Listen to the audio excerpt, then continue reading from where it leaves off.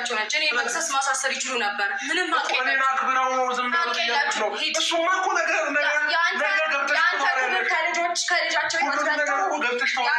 ከልጃቸው ህይወት በልጦ ሄደች። የማይመስል ነገር ለሚስትህ አትንገር ትል ነበር አያቴ ማለት ነው። እንግዲህ ይሄን አባባል ዛሬ ቦታው ላይ ነው የተገኘው ማለት ነው። የማይመስል ነገር ጋሽ አሸብር ለሚስቱ ሲነግር ማለት ነው። እኔን አክብረውኝ ነው። በጣም ነው እንደ የውሽማ ቤተሰቦች ያከበሩ። እኔ ይመስለኛል ለልጅቷ ተወዝፋባቸው ነበረ። በቃ ውዝፍ ስላነሳህላቸው በቃ ለዛ ነው ያከበሩ። ጉድ እኮ ነው። ጠፋች፣ ታፈነች፣ ተገለበጠች እያላችሁ እነሱ ዝም ያሉት ለፖሊስ ያላመለከቱት ተጠርጣሪ በፖሊስ ያላመለከቱት አንተ አክብረው ነው። ጉድ እኮ ነው። ሩታዬ ምን አለችው? የጠፋችው እኮ ልጃቸው ናት። የእኔ ልጅ ከእነሱ ልጅ አይበልጥም። ስለዚህ እኔን መክሰስ ወይም ማሳሰር ቢችሉ ኖሮ ያሳስሩኝ ነበረ አለችው ማለት እንደዛ ስትለው እኔን ስላከበሩኝ ነው ብሎ እርፍ ጅል ሲጃጃል ዕቃ ይፈጃል ይላል ሀገሬ ሰው ማለት ነው። ውድ ተመልካቾች ላይክ፣ ሼር፣ ሰብስክራይብ ያደርጋችሁ እስከ መጨረሻው ከኔ ጋር ሆኖ። ሌላው ምንድን ነው በሩ እንዴት አንኳኩቶ እንደገባ ከገባ በኋላ ሩታ ክፍሏ ላይ ዘግታ ነበረ። እንዴት እንዳኳኳ እስካሁን ድረስ ምንድን ነው የምታደርገው? በር ዘግታ ምን ስታድርግ ምን አገባ እንዴ? በቤቷ አይደለም መተኛ አይደለም ለምን እንዳርጋ በጣሶ እግሯ ወደ ላይ ሰቅላ አደንስ ምን ይመለከታል? ይህ ልጅ እኮ ቅናቱ ዛሬም ላይ ቅናት አለበት እኮ። ሌላ ጊዜ ስመጣ ስደውል ችግር የለብሽም ዛሬ ላይ ደውዬ ልምጣ ስልሽ ሁለታችሁም አትምጡ አላችሁኝ። ኤፍሬምም ጭቅጭቅህን እንዶ ነሳቸዋ። ተጨቃጨክ፣ ተነዛነስክ ለውሽማ ስትል እናንተ ለካ ሰላምታም አልሰጠሁኝ። ጉድ እኮ ነው ዘንድሮ። ይሄ ጦዘ ሰውዬ እኮ እኛም እያጦዘን ነው። አሰላሙ አለይኩም ወራህመቱላሂ ወበረካቱ። ውድና የተከበራችሁ ቻናል ቤተሰቦች ሰላም ብያለሁ። በያላችሁበት ሰላማችሁ አላህ ያብዛልኝ። ለአላህ ብዬ ወዳችኋለሁ። ለቤቴ ወይ ለቻናሌ አዲስ ከሆናችሁ ሰብስክራይብ እንዲሁም የደወል ምልክቱን በመጫን ቤተሰብ ነው። ከዚህ በፊት ቤተሰብ ሆናችሁ ላይክ፣ ሼር፣ ኮመንት ለምታደርጉልኝና ለምታበረታቱኝ እጅግ በጣም አድርጌ ከልብ አመሰግናለሁ። አላህ ያክብርልኝ። ዛሬም እንደተለመደው በሌላ ቪዲዮ መጥቻለሁ። ቪዲዮን ከወደዳችሁ ላይክ፣ ሼር፣ ሰብስክራይብ ማድረጋችሁን እንዳትረሱ ውዶችዬ። የዛሬ ቪዲዮ መግቢያችሁ ላይ እንዳያችሁት ወይም እንዳያደመጣችሁት የጋሽ አሸብርና የነብሯ የአንበሲቷ የጀግኒቷ የሩታ ቪዲዮ ነው ማለት ነው።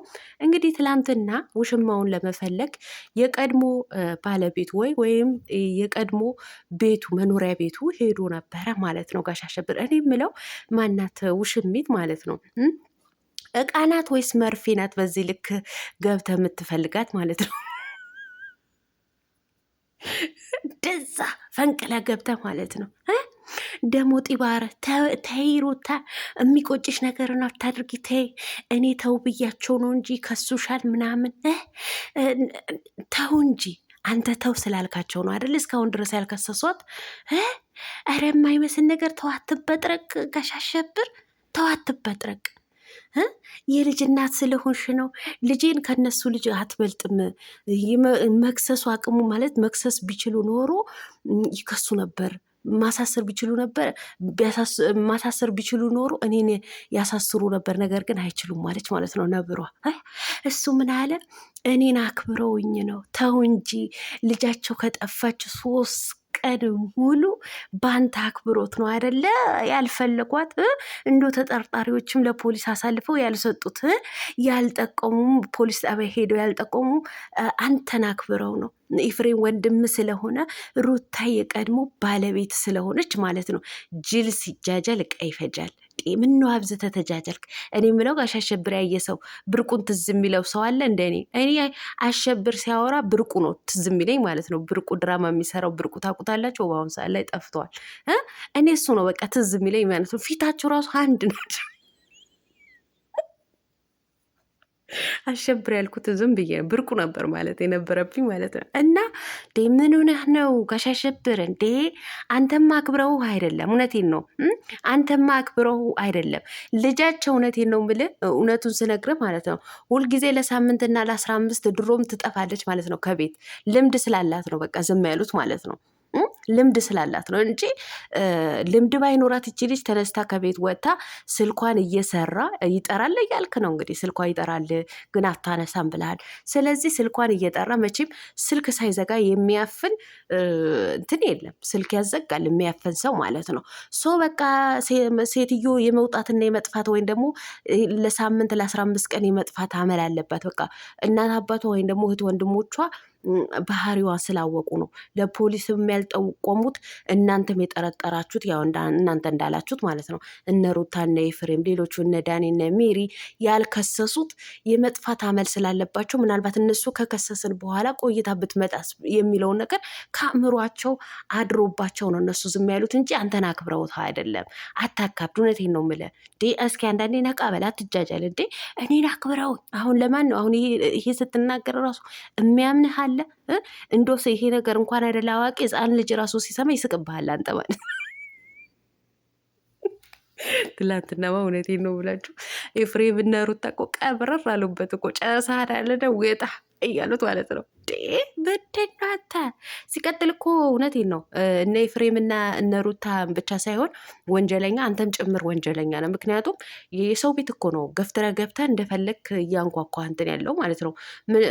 ዛሬም ላይ የራስህ ቤት ማለት የራስህ መኖሪያ ቤት አድርገው ነው የምትቆጥረው። ያው በድራማችሁ መልክ ነው በድራማህ መልክ ነው የምነግረህ ማለት ነው። እና አንተ እንደምትለው አይነት ከሆነ ዛሬ ላይ ቤትህ አይደለም በቃ የልጅህ እናት ቤት ነው። ገባህ አይደለ? በቃ የፈታሃት የቀድሞ ሚስትህ ቤት ነው። ሶ በስነ ስርዓት ነው መግባት ያለብህ ማለት ነው። ሲቀጥል የጠፋ ሰውም እዚያ ቤት ታፍኗል ከተባለ ራሱ የፖሊስ ፍቃድ ይዘህ ገብተህ ነው ቤትን መፈተሽ ወይም ማስፈተሽ የምትችለው እንጂ እንደ ፈረስ ዘለ ገብተህ እንደፈለክ መንቦጫረቅ አትችልም። አንተ ራሱ እኮ የምትሰራው ስራ በህግ ያስጠይቃል እኮ በህግ ያስጠይቃል። ማን ይንገር? ለነገሩ እኛ እንደባት አደርገናለህ እንጂ እኮ አንተ በቃ ደብነትህ አይታወቅህም እኮ።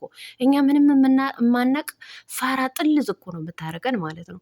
የምትሰራቸው ስራዎች በሙሉ በቃ የሆነ የጅላጅል ነው። ስለዚህ አንተም የሰራኸው ራሱ የሚያስከስስ የሚያስወነጅል ወንጀል ነው የሰራኸው ማለት ነው። የሰው ቤት ዝም ብለህ ዘው ብለህ ገብተህ ማንኳኳት ለምተኛሽ ለምን ተነሳሽ ማለት አትችልም። ገባ?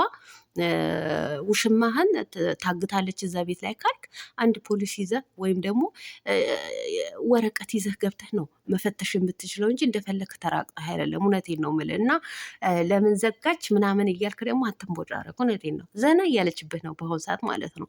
አታስመስል አለችው ማለት ነው። በዚህ ልክ አታስመስል አለችው ማለት ነው። ብዙ ነገር እየዋሸሽኝ ነው፣ እርጉዝ ነኝ ብለሽ ዋሸሽኝ ተይ ምናምን። እንጂ የዋሸችህማ ለምን እንደሆነ እኮ ይገባሃል አይደለም? አንተ ተመልካቹ ራሱ ይገባዋል። ግን የማይገባቸው አንዳንድ በጎች አሉ፣ የአንተ ተከታይና የውሽንቢት በጎች ማለት ነው። እያንዳንዳቸው ያሸችባቸው መንገዶች እኮ የራሳ ምክንያት አለው። ምክንያቱም አንተን ስለምትወድህና ስለምታፈቅር ልጇን ያለ አባትን እንዲያድግባት ስላልፈለገች ልጇን አንድ ሆኖ እንዳይቀር 2 3 እንድታረገው ስለፈለገች ነው። ለዛ ነው በቃ ባጭሩ ስለምታፈቅርህ በቃ ስለምትወድህ ነው የዋሸችው እንጂ ለመዋሸት ፈልጋ አይደለም። ጥልዙ ማለት ነው።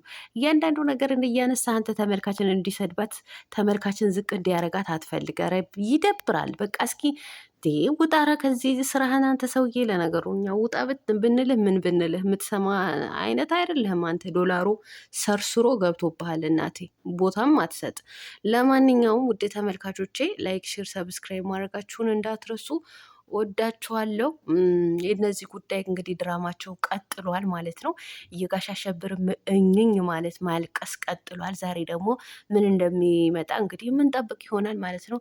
እርግጠኛ ነኝ ያው ሆስፒታል ላይ ያገኘናት ታማ ነው ይላል፣ ወይም ደግሞ የሆነ ነገር ብቻ ብለው ይመጣሉ። እንጠብቃለን። ፈርዶብናል። እንጠብቃለን። ላይክ አድርጉ።